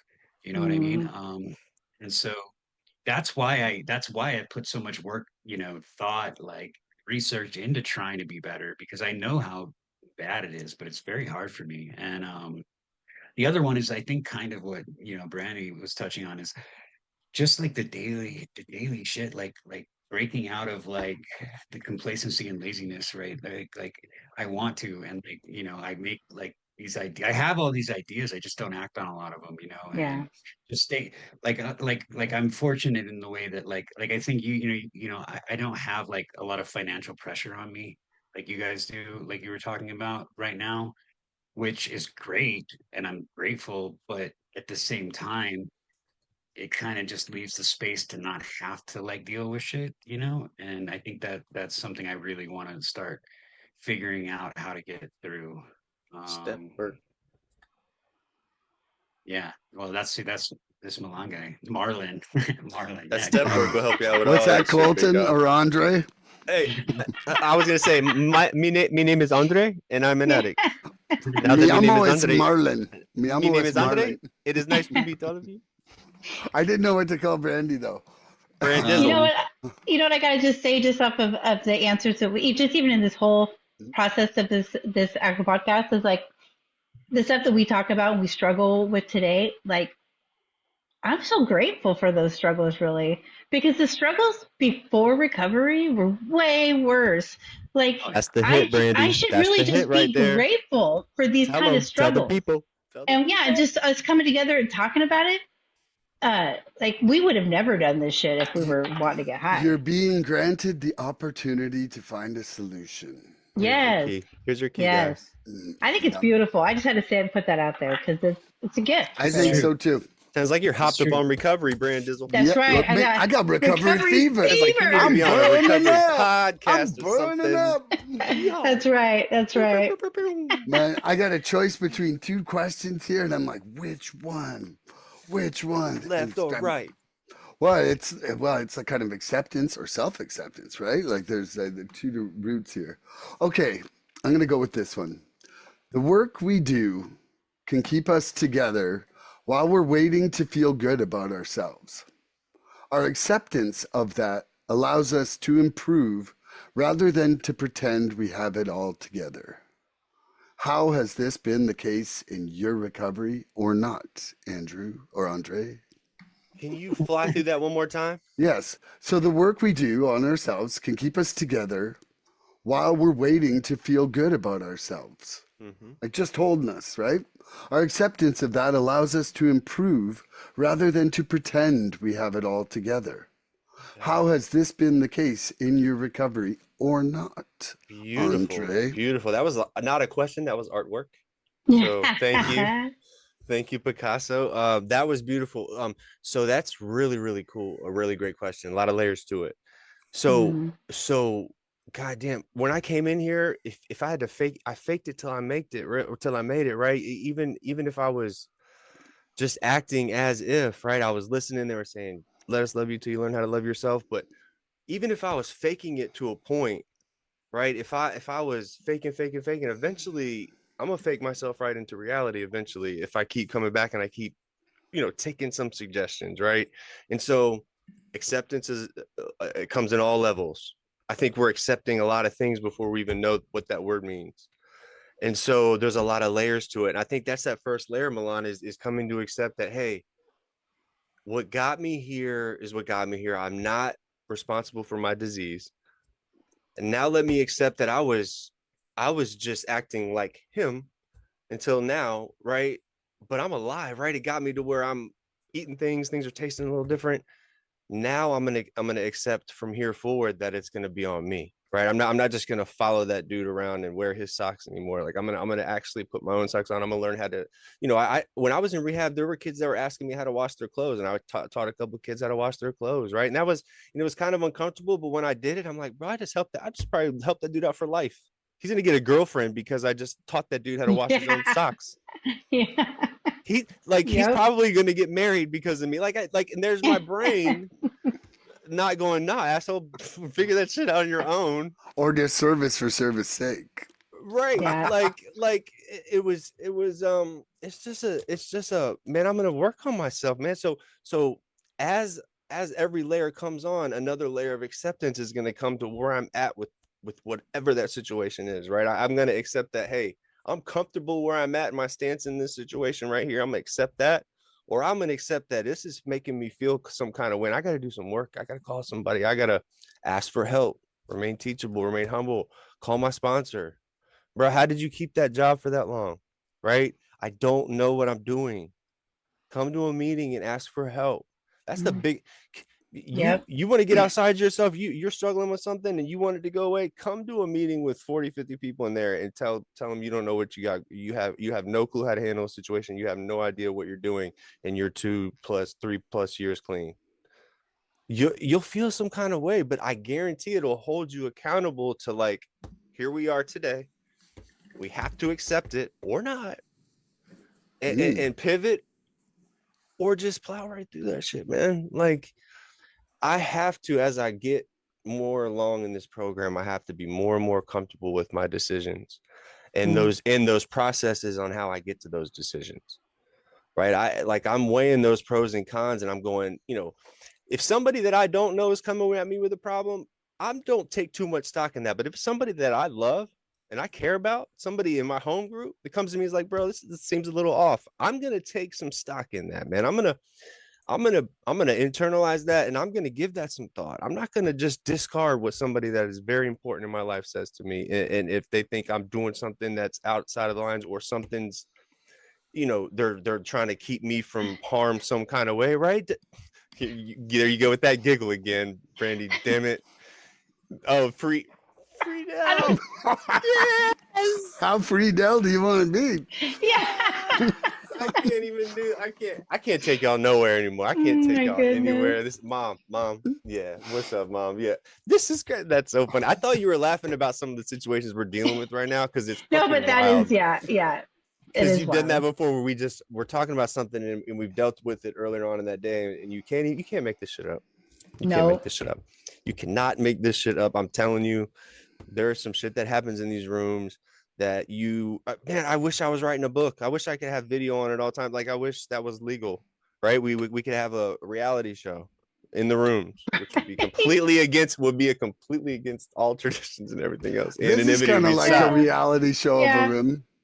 But it's cool because there's gray areas. We're recovering, guys. We're staying clean. Yeah. And we might be showing somebody a little model of how to get to that next spot in their recovery, man. And just but showing them that we're real people is the big thing too. We're real. Yeah. We're real. And we were real when we were real fucked up at one point too. Yeah. And we still are. Our character fucked up. I don't know about still are. Thank you, Colter. Because I would say we still are. And the thing is, we don't like life does not get better. As a matter of fact, it gets harder, but we get better at life.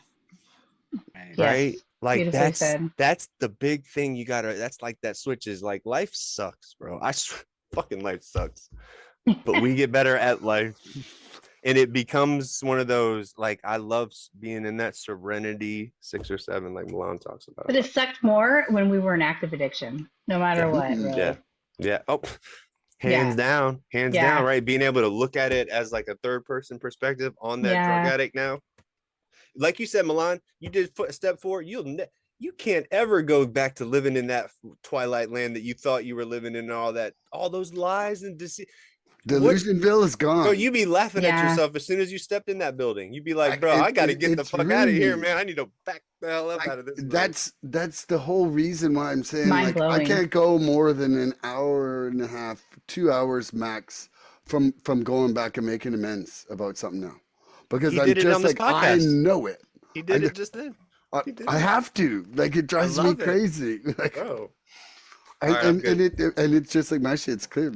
So Friedel, Friedel, the work please. the work we do, Your answer now, please, Friedel.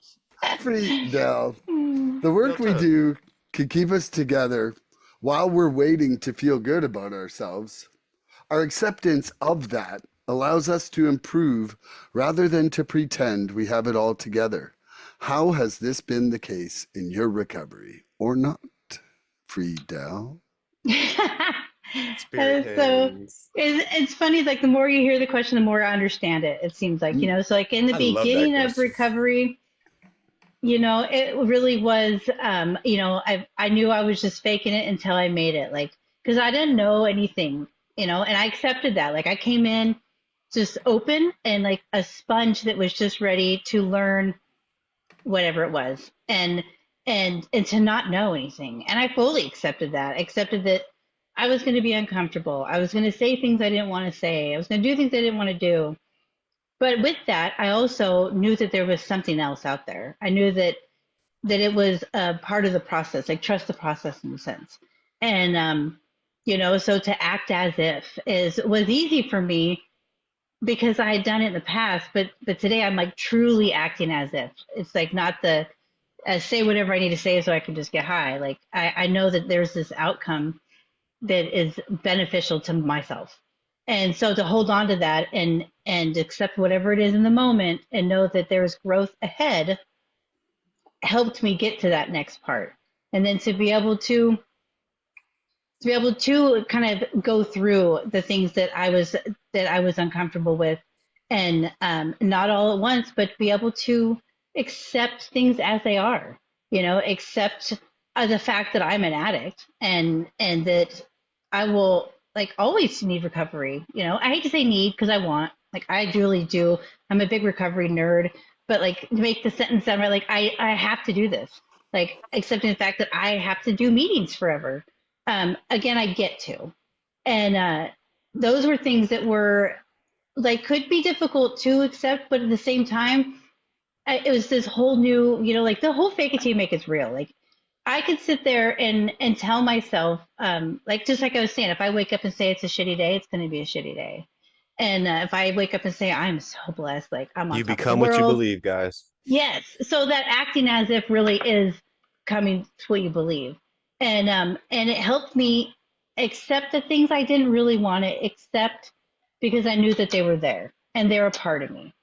And it's what I do with them really that makes the difference. Like it goes back to like all the stupid shit that I've done and how I've treated myself and people around me, and how I work through things today, like just how I live today. I'm this like strong person because of that. And so, to be able to, so that helps me when I sit there and think about like, no, I got a disease and I'm going to be here forever. I get to, because there's not, like we were talking about earlier, there's not a lot of addicts that make it in these rooms or back in these rooms. So it makes accepting the fact that, like I say, a recovering addict is a magical motherfucker. Okay. Because it doesn't always happen. And the ones that can obviously can show the others, but there's so much stuff that we need to sit in and accept to get to the next level. And when Test you, us. Test yeah, us. yeah. And that's just like, when we know that, and it doesn't always make it easier, but it does make it possible at the same time. Because I know if I keep doing what I'm doing in the right way, I know it's going to get better. I know it will. And if that's just me peeling back more layers and knowing more of myself, and like, and I'm saying like I can't go like run a mile and all of a sudden I don't have arthritis, but like I can do more work and know about myself and be more okay with myself in all angles of my life. And Anything's possible. anything is possible. These being clean has showed me that. That's how I know if I don't succeed at something, I am in my own way, and I'm not acting as if for sure. So it's the process of all that. I think really does. I don't think it ever ends because this is a never-ending program for sure. But it definitely has a good outcome every time Every because time. if you can accept that it's going to be shit, that's easy. Or you can accept that this isn't how you're supposed to be right now and that there's more out there. And I think that that's, definitely something to look forward to every time, If you're even though living in it's tough. spiritual principles, That they're was never in beautiful, conflict with each Brandy. other, right? They're never in conflict with each other. That was Yeah. beautiful. There was a lot of Yeah. hope there, Brandy. I That's love awesome. that. I wrote some Yeah. down. I wrote some down. And Colton, would you like me to repeat the question? Okay. Yeah. Okay. The work we do can keep us together while we're waiting to feel good about ourselves. Our acceptance of that allows us to improve rather than to pretend we have it all together. How has this been the case in your recovery or not, Colton? Man, I would say you guys probably notice more than I do, but the thing that I do notice is, well, it's kind of a weird thing, right? Like it makes me think about sharing in meetings, right? Like because here's the thing, dude. I've been through a fucking ton of recovery. Like I've been through more rehab, recovery, outpatients, AA, NA. I've been through a lot of it. So like I already know like all of the words and like all of the information, like it's all there, right? And so when I'm like talking or sharing, it can come from like one of two places for me. Like it can come from like me trying to like say the thing that's true and like, enlighten people or whatever, I guess, I don't know. Or it can come from like this is where I'm actually at, right? And I guess they serve different purposes, but for me, the ability to just say a bunch of shit that sounds good and is true is also kind of like a way to hide. And it's Hmm. like a defense mechanism, right? Like because it's rare and hard for me, especially this time in recovery, more than any other time that I've been through this. This time is very hard for me. Like I think it's a matter of my age, right? Like the shame and the things that I hold inside now, like it feels like I'm the only one fallible. Like I can't blame my parents anymore. Like I can't, you know what I mean? Like I'm not where I'm at as a product of me choosing to be a shitty adult. You know what I mean? And like so I think there's a lot more shame behind like wanting to hide now or like not be completely real. But I know from success and recovery in the past and just from experience that the only valuable way to like this is really a waste of time if you're not being real with yourself. You can grow now, Coulter. Correct me if I'm wrong. Now you can finally grow. Like this is that tough shit that you got to push through that you weren't before. It's why it never stuck before, Yeah. right? It's those Well, really it tough did. feelings. I mean, I got clean for many years, at one point, but and then I got really unclean. You know what I'm saying? But Right. There was a hole in there. It took whatever that was, there was a little hole in there, a little trip up somewhere, well, right? it's a maintenance thing, man. Like when you stop doing this stuff, you stop caring, and when like when you drift away from this, like sooner or later, like dude, I stayed for years after I quit doing recovery and stuff while I was still clean. I I stayed clean purely on the principle of the first step, dude, that I knew for a fact if I drank Mm. or I used that it wouldn't stop. right? But there was a day that came, after years, that like my brain decided to fucking Self challenge will that. said, "Hello, little Coltel." You know what I Colten. mean? And it was something stupid. It was like I was watching this show where the dude's always drinking, and I was like, you know what? Like I could probably just drink at night, and like my wife won't know, and like that's all it'll be. And like, Yeah. dude, I knew viscerally, like for a decade, that wasn't the case. But one day, like if you don't stay on this shit, one day you're gonna fucking bullshit yourself. Follow up Like that's question. Did you feel a lead up to that? Like when you because you said you were going, and you said you just had that split second decision. Did you feel like a pre kind of like relapse coming on, or can you spot any precursors that so maybe it's a got you? it was a weird day, dude. Like I've thought about this a lot, and so it was a funny day. Like, I don't know if this is directly linked to it happening or not, but I can tell you this: like the same day that it happened, my kid, my oldest, like he's like a gigantic jack muscle monster now, and it's terrible. You never want your kids to be able to beat you up. It's not ideal. You're his You know, bitch but now. You're his But bitch. it yeah, probably Yeah. keeps you in line a little bit, just a little bit. nah, he's still afraid of me. Like that's That's he's cool. still he's still I guess I got the street cred still or something because he still treats me with the healthy amount of respect. So that's Yeah, good. so get that old man But ass whooping, boy. no, dude. So he was little back then, and or younger anyway. And I remember he fell on a vacuum attachment and it split his eye open. We had to take him to the hospital, and it was an awful experience. Like I literally screamed at somebody, like made them Mm. get somebody else because like they were trying to like give him like an anesthetic, and like they kept stabbing him and couldn't get, and like I lost my shit. And it was a super stressful day, and then like it just happened later on that night. Like I don't know, but so I don't know if the two things are related or not, but I do Your know that emotions, man. Those emotions took Hmm. over, right? but I drifted away from all of this, like even though like I said, I stayed clean for years, just knowing that like it was like if I did that, it was fucking over. You know Yeah. what I mean? Were you But coming to NA? Were you coming to NA at that point? Were you coming to meetings? no, not for No. years. You had just been No, in like a institution. You heard that step on, and you were like, "Fuck that! That's good for me." And that's no, I was in the program for some of the years I was clean, like probably half of it, like half of the year, like the 10 years I was clean.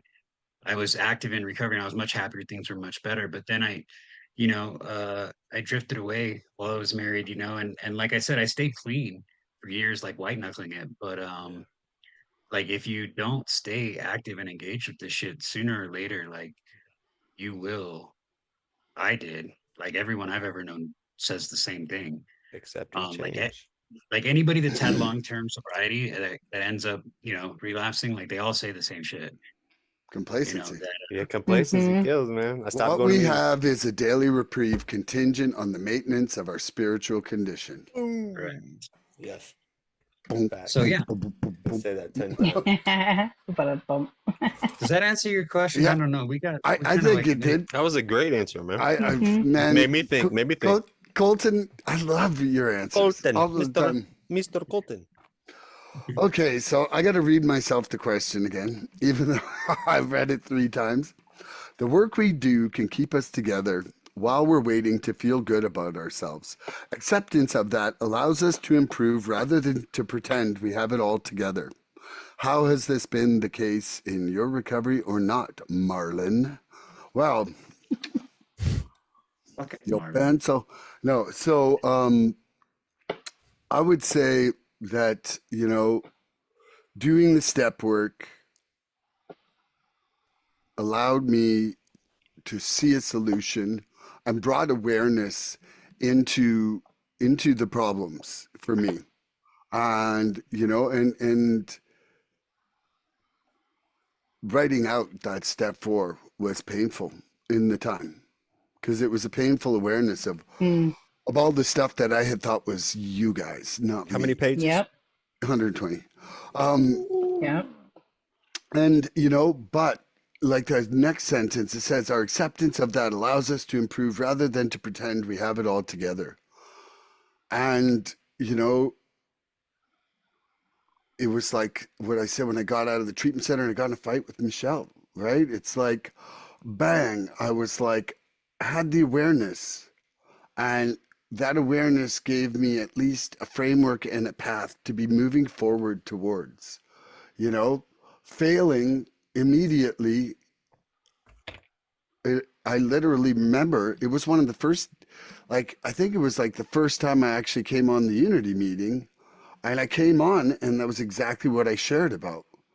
And it was like, I didn't have to pretend that I was Mr. fucking actualized and that I had gotten rid of all my anger and intolerance.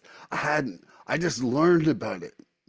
But learning about it was the only way that I have a chance of moving forward. Yep. Without awareness, it's like throwing me in a lake in the dark with no moon and overcast and being like, swim to shore. Spin 3 Step up times and program. swim to shore. And I'm like, Step up. I have no clue which direction to go. Yeah. And you know that the acceptance that things take time is an acceptance that I think I have a lot more of now. You know, like when I think of how my acceptance has grown in the last year, it's really grown in the fact of patience towards my evolution. You know, like Yeah. I might not like where I'm at some days, but I know that I'm changing. Like I know that I'm changing, and I know I'm damn well not getting it all right now. And you It don't have doesn't to matter. ask yourself. You don't have to, like, you're not in, like, you don't have to fight with yourself about that. You Yeah. just know, But I'm right? also knowing what I do wrong. Like I'm knowing, Yeah. like sometimes I know I'm saying it, and I'm like, "Fuck, don't say this." Like pull out of it, Starcic. Abort, And abort. I'm just like blurt, and then I'm like, "Boy, did that Sorry, make I you feel threw good up or on right?" you. You know? Yeah. See that? Yeah. And it you know, so it really, I like. I think that I come on and share positively a lot of times at meetings because I'm feeling it. But man, on the days I'm not feeling it, I'm not giving the positive share. Yeah. I'm talking about my torture those Yeah, days, you know? yeah, yeah. And like I don't think that, like, I pretend that I have it together when I don't. Like I'm okay with being vulnerable because I think I try to be strong for other people so many fucking times. You know, I like feel it's that. Yeah. like if this is our community and this is what we do, the days I need to fall back, I need to know your hands are there. And if you're Yeah. not there, then don't give me the ID to the meeting. You know, because I'm not going to be the person that comes in every day saying pity party, pity party, pity party, pity party. But on a day where I just don't got it and don't feel it, I'm going to come in and say, "Hey, I'm really struggling today." I'm like, you know, I'm sure like at least Colter and Andrew have seen that day, or Andre and Oh Colton. yeah, yeah, You know, yeah, like I've come in and I'm just not lying about it. You yeah. know, Yeah. and but it's hard, but it's such a fucking relief. And you don't have to say anything. We just know that we're there to get your trust fall, right? We're there to catch you when you need us at that Like point. the lack of pretending in sobriety is like it's like a fucking orgasmic level relief. Like I'm just like, oh, Yeah. I don't have to be like, I don't have 40 lies. Like waking up the next day and being like, what the fuck did I say last night? Oh, Like that's the worst. what lie am I gotta like propagate into today? Yes. Thinking about the I'm thought, about the thought, about the thinking, about that thought, about that I thought, just let thinking. other Yes. people talk first to see what I was bound into. Yeah. Yeah. Tell me what I did last night, because No, I'm no, no. fucking Don't tell me what clueless. I did. I didn't want to know that. But just tell me what I got to do based on something I said. Like, Yeah. So great. Addiction, guys, man, that shit is real. It mm. is real. It will cripple you. So there's some key. Are you I don't know how much time everybody has. Okay, so we're pretty much at 2 hours. Mhm. It's okay. We've been taking, so I would be open to one more question, which would probably take about a half hour. Does everybody got it or no? I don't really have it because I got Okay. my niece I was coming just over, gonna but summarize it real quick and bring yeah. this bitch home is what I was about to Yeah. do, Okay. Mr. Milan. Okay. Look, so there's some key points that I think we all brought up, and I just want to kind of just summarize this thing. One of them, accepting the natural flow of life, right? You know, recognizing that change is not something to fear, but that it's a natural progression. That's important. Two, keeping that positive outlook. We got to try to keep that positive outlook on these changes that are coming in, right? Like seeing change as an opportunity to work on yourself, work on your personal development, clean, right? And knowing that there's new possibilities. Three, adaptability, being and remaining flexible. I don't need to say anything more. And then the last thing, finally, stepping out of our comfort zones, man. We got to actively seek new experiences and challenges to promote positive growth, personal growth, one day at a time, though, right? One day at a time. I love that recap that you just did. I just wanted to kind of break that shit down. I love that. Okay, well, I love you guys like excessively. Yes. One thing I would like to say is tune in next time for more recovery fun. Bye-bye, everybody. Bye, guys. Please help us help others. If you like what you've seen here today, please subscribe and share this podcast and help us get to 100 followers. We're looking for interaction with our audience. So please email recoveryfreedomrising@gmail.com or contact Milan South Okanagan Starcic on Facebook with questions, topic suggestions, or just comments. We'd love to hear from you.